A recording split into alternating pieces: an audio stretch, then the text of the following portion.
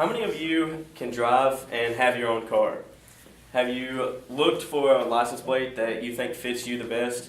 Well, I know I got tired really quick of trying to find the perfect one. Today I'm going to teach you how to make your own customized license plate. Through my high school year, I've been in 2 or 3 shop classes. I've had about 3 auto body classes now for the past 3 years. And I've made 2 or 3 license plates a year. When making a license plate, there's only about 8 basic steps, even though it takes about 4 days to complete because you have to wait for each coat to dry. You will first need a thin piece of metal. If you have a license plate to go by, you can trace in the holes and the width and stuff of the license plate.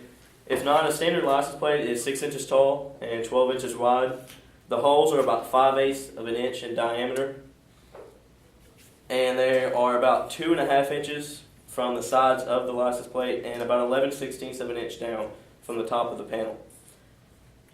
Now that you have this traced out, you can cut it out with a plasma cutter. I use this at my school. If you don't have one, you can use any air metal cutting tool, and you also need to have a 5/8 inch drill bit to cut out your holes. Now that you have the plate cut out, you will need to round the corners so that you don't have any sharp edges, and make sure they're smooth on all sides of the panel. Use wax and grease cleaner on a rag to clean the panel of any dirt and grime, and so that your primer will stick on very well. You're now ready to mix your primer and apply it.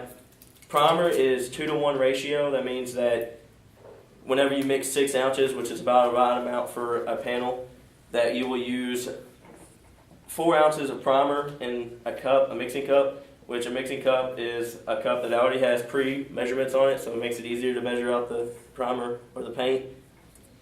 You'll put 4 ounces of the primer into a cup and then 2 ounces of reducer.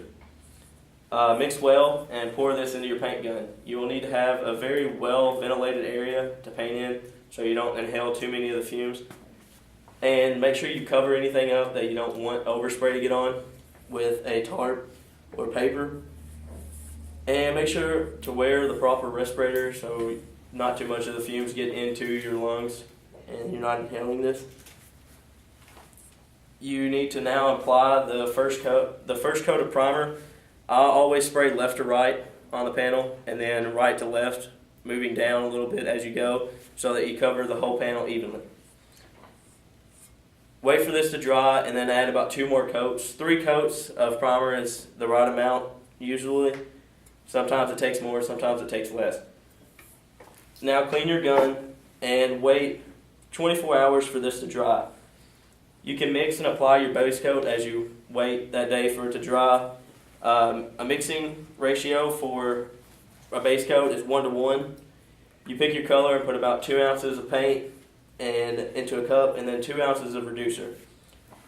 Mix well and pour this into a gun and spray 3 coats of paint, allowing each one to dry for about 15 minutes.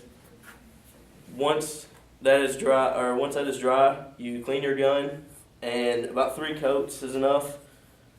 After 24 hours, again the paint will be dried and you can cover the plate with masking tape.